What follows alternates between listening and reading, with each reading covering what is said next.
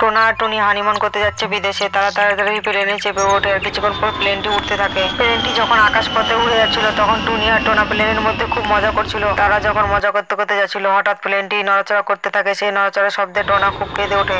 তখনই টুনি একটা জাদুর কলসি বার করে। ওই জাদুর কলসির ভিতর থেকে একটা জিন বেরিয়ে আসে। তখন ওই জিনটি বলে, টুনি, তোরা কিছুক্ষণের মধ্যে মারা যাবি। আমি তোদের বাঁচাতে পারি যদি ভিডিওকে লাইক করে চ্যানেলকে সাবস্ক্রাইব করে তবে। টুনি আর টোনা জিনের এমন কথা শুনে অনেক কান্নাকাটি করতে থাকে। টুনি কাঁদতে কাঁদতে জিনকে বলে, জিন তুমি এই প্লেনটিকে রক্ষা করো, না হলে যে আমরা সবাই মরে যাব।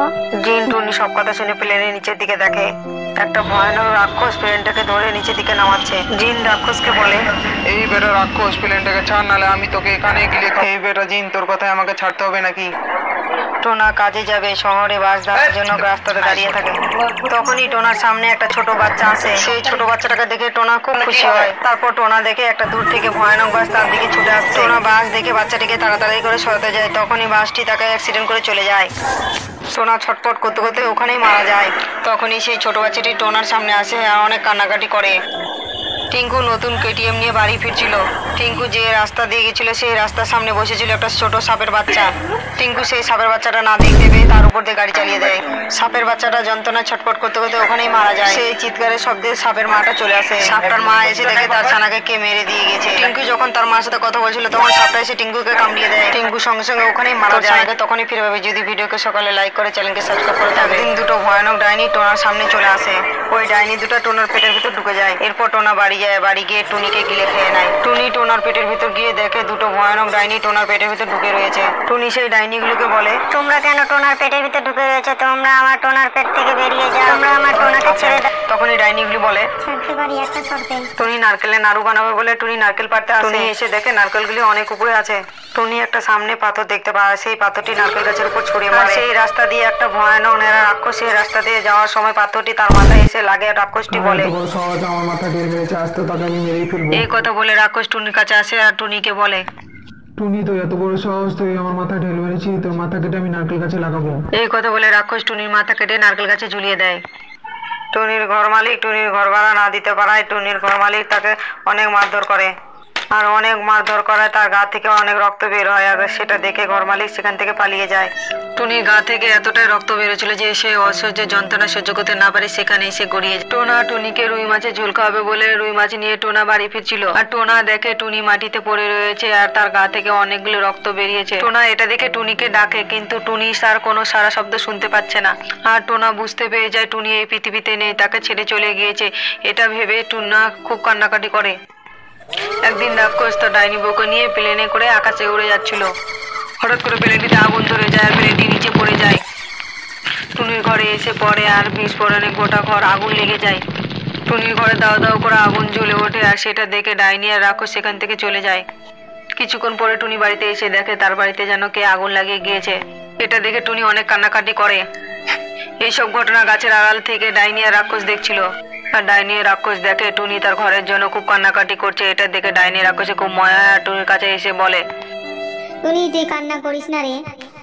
তোর ঘর আমাদের ভুলের জন্য পুড়েছে, তুই কোনো চিন্তা করিস না, তোর ঘর আগের মতো ফিরিয়ে দিব। ডাইনি একথা বলে টুনির ঘরে সব আগুন নিভিয়ে দেয়। একদিন ডাইনি টোনাকে রেললাইনের উপর বেঁধে থিয়েছিল আর টোনা খুব কান্নাকাটি করছিল। টুনি টোনাকে খুঁজতে না পেয়ে জঙ্গলে জঙ্গলে টুনি খুঁজতে থাকে টোনাকে। টুনি টোনাকে খুঁজতে খুঁজতে রেললাইনের ধারের উপর চলে আসে। এসে দেখে এক ভয়ানক ডাইনি টোনাকে রেললাইনের উপর বেঁধে থুয়ে দিয়েছে। টুনি ডাইনিকে বলে, ডাইনি, তুমি আমার টোনাকে ছেড়ে দাও, তুমি আমাকে মেরে ফেলো। ডাইনি টোনা টুনির ভালোবাসা দেখে বলে, আমি খাবো না। ডাইনি তার মেয়ে খেলছে বলে ডাইনি তাড়াতাড়ি খাবার খুঁজতে চলে যায়। এটা দেখে ডাইনির মেয়ে তাড়াতাড়ি তার পিছনে চলে যায়। তার মাকে খুঁজতে খুঁজতে সে ভয়ানক একটা গভীর জঙ্গলে চলে আসে। ডাইনি বাড়িতে এসে তার মেয়েকে না দেখতে পেয়ে সে এদিক ওদিক খুঁজতে থাকে। তখনই ডাইনি মেয়ের সামনে একটা দানব রাক্ষস চলে আসে। যখন দানব রাক্ষসটা ডাইনির মেয়েকে খাবে বলে তখন টুনি সেই রাস্তা দিয়ে খাবার খুঁজতে যাচ্ছিল। এটা দেখে ডাইনির মেয়েকে টুনি বাঁচিয়ে নেয়। ডাইনি বলে, তুই আমার মেয়েকে দানবের হাত থেকে বাঁচিয়েছিস, তোকে সবাই লাইক আর সাবস্ক্রাইব করবে। একদিন টুনি আর টোনা পিকনিক করতে যাচ্ছিল। তারা তাড়াতাড়ি করে বাসে চেপে ওঠে। কিছুক্ষণের মধ্যে বাসটা চলতে থাকে। বাসটা যখন জঙ্গলের রাস্তা দিয়ে যাচ্ছিল তখন বাস থেকে অনেক মাংসের গন্ধ বেরোচ্ছিল। ওই মাংসের গন্ধ এক ভয়ানক ডাইনির নাকে লেগেছিল। ডাইনি মাংসের গন্ধ পেয়ে অনেক খুশি হয় আর দেখতে যায় মাংসের গন্ধ কোথা থেকে আসছে। ডাইনি দেখে এই মাংসের গন্ধ এই বাস থেকে আসছে। এই বাসটাকে উপরে তুলে নেয় ডাইনি। ডাইনি বলে, বাসের ভিতর থেকে তখনই বাঁচবি। কিছুদিন আগে কাকের ছানায় মা মারা গিয়েছে, তাই টুনি কাকের ছানাকে বাসায় নিয়ে আসে। টুনি তার ছানাদের বাসায় রেখে তাড়াতাড়ি খাবার খুঁজতে চলে যায়। কাকের ছানা ছিল খুবই ঘুমান্ডি আর অহংকারী। টিঙ্কুকে বলে, কিরে মুখ করে তুই আমার মুখ পানে এখনো তাকিয়ে আছিস? তোর মা গেছে খাবার আনতে, তুই চলে যা খাবার আনতে। এই কথা বলে কাকের ছানা টিঙ্কুকে লাথি মেরে বাসা থেকে বের করে দেয়। কাকের ছানা এত জোরে লাথি মারে টিঙ্কু মাটিতে এসে পড়ে আর টিঙ্কু সেখানেই মারা যায়। টিঙ্কু মারা যাওয়ার পর টিঙ্কুর ভেতর থেকে সঙ্গে সঙ্গে টিঙ্কুর আত্মা বের হয়। টিঙ্কুর আত্মা প্রতিশোধ নেওয়ার জন্য তার ঘরের ভিতরে ঢুকে যায়। একদিন একটা ভয়ানক ডাইনি টুনির মাথা কেটে ডাইনির মেয়েকে খেতে দেয়। ডাইনির মেয়ে টুনির মাথা পেয়ে অনেক খুশি হয়ে যায়। ডাইনির মেয়ে তাড়াতাড়ি করে মাথাটিকে খেয়ে নেয়। টুনির অর্ধেক দেহটা ডাইনি আর ডাইনির মেয়ে ফেলে রেখে চলে যায়। কিছুক্ষণ বাদে টিঙ্কু বাড়ি ফিরছিল, এসে দেখে তার মায়ের মাথাকে খেয়ে নিয়েছে। টিঙ্কু খুব কান্নাকাটি করে আর তার মায়ের দেহটা মাথায় করে তান্ত্রিকের কাছে নিয়ে যায়।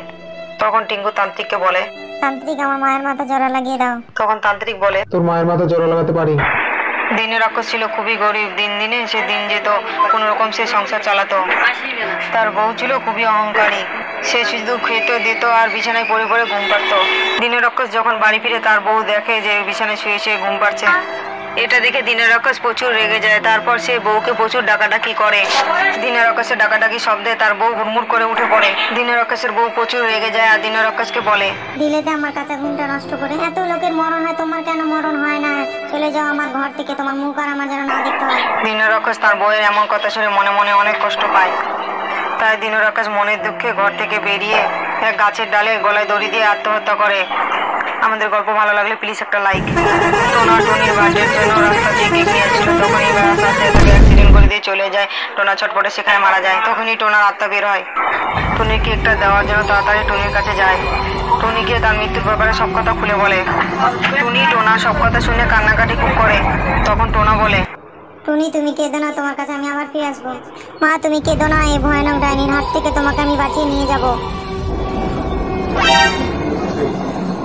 মা ওই ডাইনিগুলো আমার ভাইয়াকে খেয়ে নিয়েছে, আমি তোমাকে ডাইনির হাত থেকে বাঁচাবো।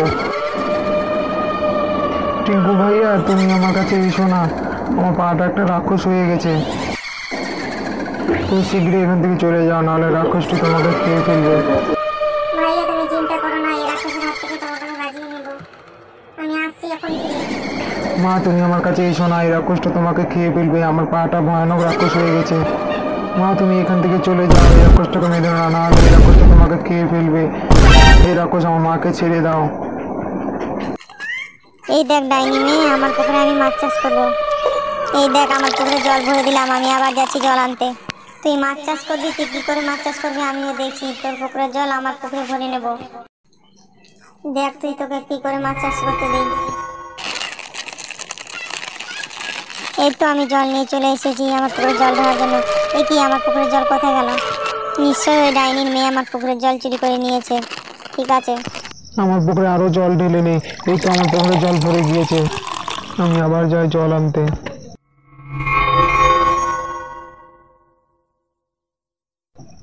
এই তো জল নিয়ে চলেছি। এ কি আমার পুকুরে জল না? এ আল্লাহ, এই ডাইনিকে কিছু করো। বাবা ডাইনি দাও লেগে গেছে। টিঙ্কু আস্তে করে বাড়ি মারিস, তুই আমার একমাত্র আদরের ভাই। ঠিক আছে আস্তে করে বাড়ি মার। আরে বাপরে এত করে মারলি। কই রে ভাই, তোকে লাগলো নাকি? না না আমায় লাগেনি, এখন তুই যা। টিঙ্কু তুই আমার আদরের একমাত্র ছোট ভাই। ওরে বাপরে তুই তো আমাকে মেরে